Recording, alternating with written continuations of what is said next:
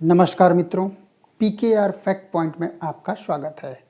आज हम देखने का प्रयास करेंगे भारत की विदेश नीति को निर्धारित करने वाले आधारभूत तत्व क्या हैं।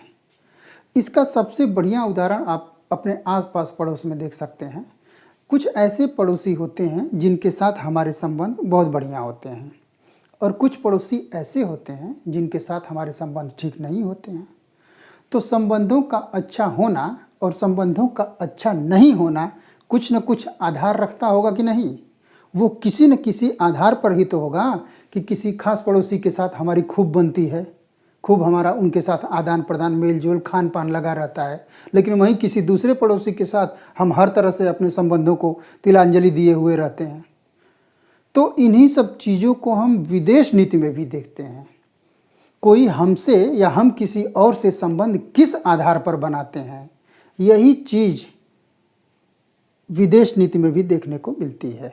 और इसी आधार पर हम अगर किसी से संबंध बना रहे हैं तो उसका आधार क्या होगा, हम उसकी ताकत, रुपया, पैसा, हैसियत इत्यादि देखते हैं या हम उनके में अपनी कोई अवसर देखते हैं।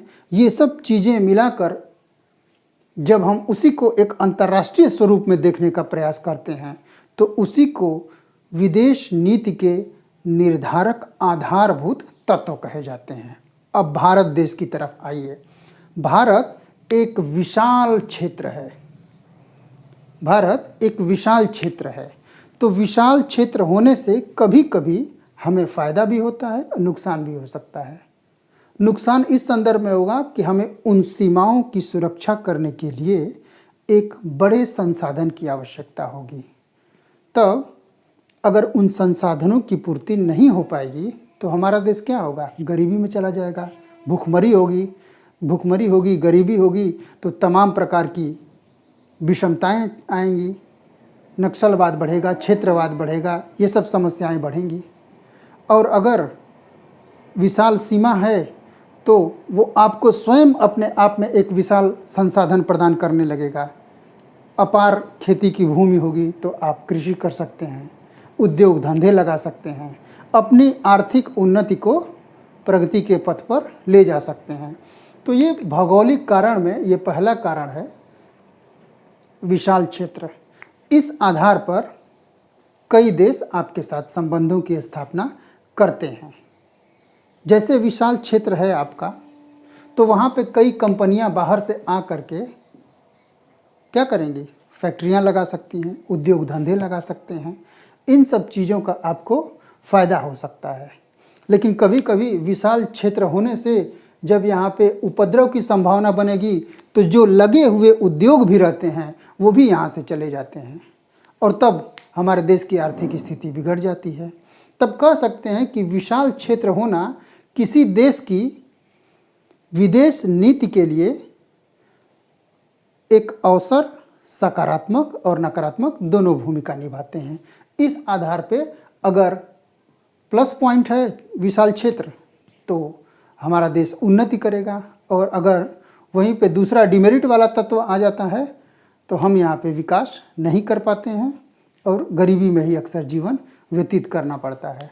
दूसरा, अंतर्राष्ट्रीय सीमा। हमारा देश कई देशों के साथ, पड़ोसी देशों के साथ मिलकर सीमा बनाता है। तो अगर उन पड़ोसियों से हमारे संबंध अच्छे नहीं हैं, जैसा कि अक्सर भारत के संदर्भ में देखा जाता है कि पाकिस्तान, चाइना इत्यादि से तो भारत संघर्ष कर ही रहा है। अक्सर छोटे नेपाल इत्यादि देशों के भी कभी कभी नाराज़गी का नुकसान हमें उठाना पड़ता है। तो इस आधार पे भौगोलिक दृष्टिकोण से अगर हमारी सीमा लंबी है तो उसको विशेष ध्यान में रखकर हमें अपने विदेश नीति का क्या करना पड़ता है, निर्धारण करना पड़ता है। इसके साथ ही भारत की एक पर्वतीय सीमा है। इस पर्वतीय सीमा होने से हमें एक लाभ हो जाता है। वह लाभ यह होता है कि उत्तर की तरफ से चाइना इत्यादि आक्रमण तो करते हैं, लेकिन उनका आक्रमण उतना सुलभ नहीं होता है। अगर हिमालय पर्वत हमारे और चाइना के बीच में, मतलब भारत और चाइना के बीच में नहीं होता तो चीन जैसे आक्रांता देश के द्वारा और अधिक आक्रमण हमारे ऊपर किया जाता और समस्याएं हमारे लिए वो क्रिएट करता। वो तो भौगोलिक स्थिति ही कुछ इस प्रकार की है कि हिमालय एक रक्षक की तरह हमारे और चाइना के बीच में खड़ा हुआ है। इतनी बात समझ में आई। अब आगे देखते हैं हिंद महासागर की अवस्थिति। अगर आप मैप में भारत को देखें तो हिंद महासागर अंतर्राष्ट्रीय देशों की आंखों का इस समय एकदम नूर बना हुआ है। अगर आप हिंद महासागर को देखें तो मैप में आप जैसे ही देखेंगे आप गौर करेंगे कि हिंद महासागर से आप उत्तर अमेरिका, दक्षिण अमेरिका, अफ्रीका, ऑस्ट्रेलिया, यूरोप वहाँ तक जा सकते हैं। और इस कारण से चूंकि वह एक जंक्शन पे पड़ता है, इस कारण से हिंद महासागर की एक सामरिक यानी कि भूसामरिक स्थिति ऐसी हो जाती है जो भारत के दृष्टिकोण से बहुत महत्वपूर्ण हो जाती है। इससे कई प्रकार के लाभ हो सकते हैं। पहला, जैसे अगर वो जंक्शन बन जाता है तो वहाँ भारत के व्यापार की स्थितियाँ बहुत बनेंगी, जिससे भारत की उन्नति भी हो सकती है। दूसरी तरफ समस्या ये हो जाएगी कि हिंद महासागर में बहुत छोटे छोटे कुछ द्वीप हैं। उन द्वीपों पर अधिकार के लिए अंतर्राष्ट्रीय शक्तियां बराबर प्रतिस्पर्धा के दौर से गुजरती हैं। तो अगर यह क्षेत्र अशांत और प्रतिस्पर्धा का क्षेत्र बन जाएगा तब भारत के लिए दिक्कत शुरू हो जाएगी। इसलिए भौगोलिक स्थिति में हिंद महासागर की अवस्थिति भी कुछ विदेश नीति के निर्धारण करने में एक अहम भूमिका निभाता है। ठीक, तो ये तो भौगोलिक स्थिति रही जो विदेश नीति में बहुत महत्वपूर्ण होता है। दूसरा हम देखते हैं विचारधारा का प्रभाव। अगर आपकी विचारधारा आक्रामक है तो अक्सर आप दूसरे के अधिकारों का हनन करने की कोशिश करेंगे। लेकिन प्राचीन काल से ही देखें, भारत हमेशा से अपने व्यापारिक और सांस्कृतिक संबंधों को ऊपर रखने की कोशिश किया है, चाहे वह दक्षिण पूर्व एशिया हो, चाहे वह मिस्र, सीरिया या अन्य देश हों। भारत ने हमेशा इनके साथ अपने संबंधों की स्थापना अच्छे ढंग से की है और भारत ने खूब बेहतरीन भुगतान संतुलन की स्थापना अपने पक्ष में की है। इसके अलावा भारत हमेशा से जियो और जीने दो में विश्वास करता है। वह किसी पे आक्रमण नहीं करता है। यह पुरानी हमारी परंपरा है, यह हमारी विचारधारा है, आइडियोलॉजी है ये हमारी।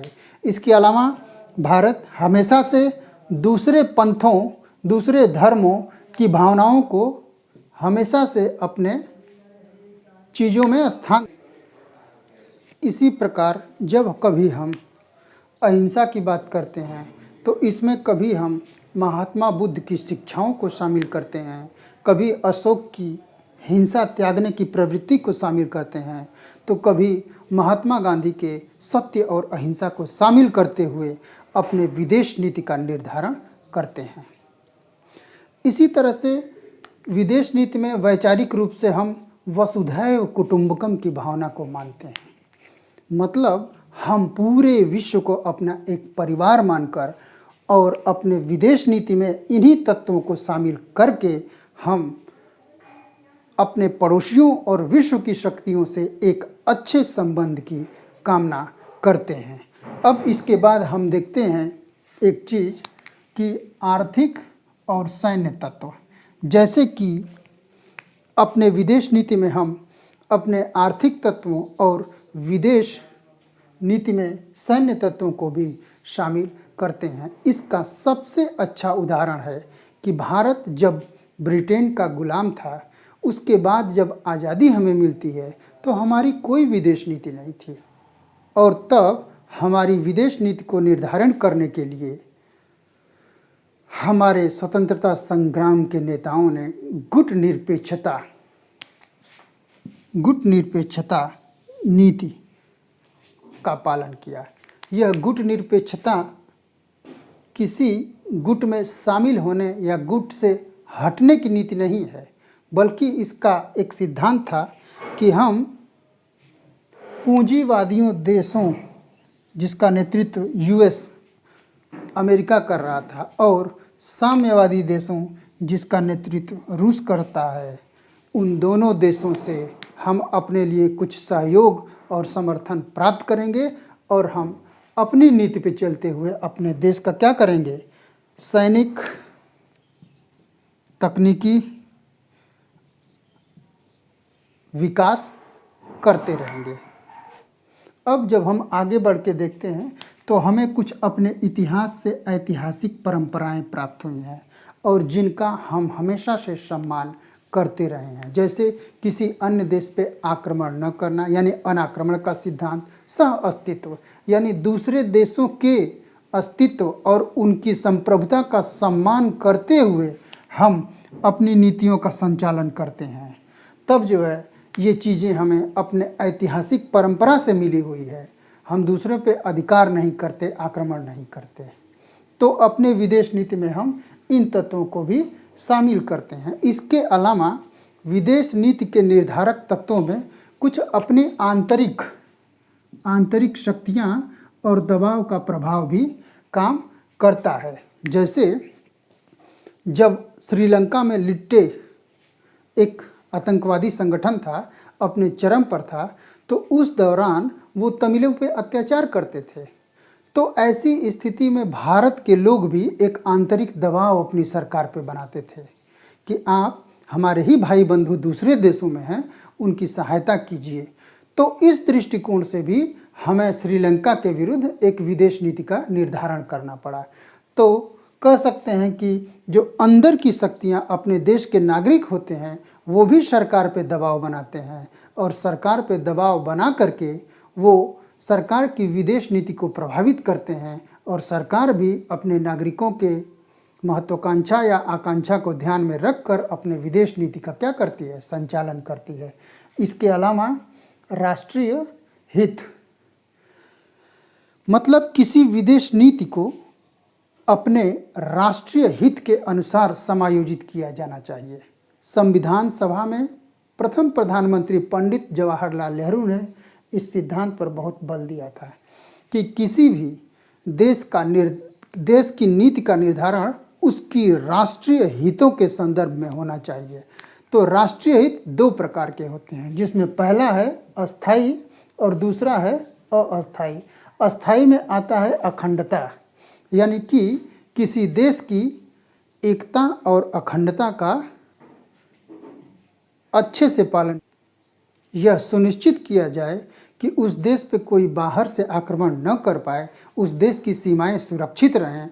तो इस दृष्टिकोण से अखंडता महत्वपूर्ण है और तब अपने देश की सीमा की सुरक्षा करना हमारी विदेश नीति का एक अस्थाई तत्व बन जाता है।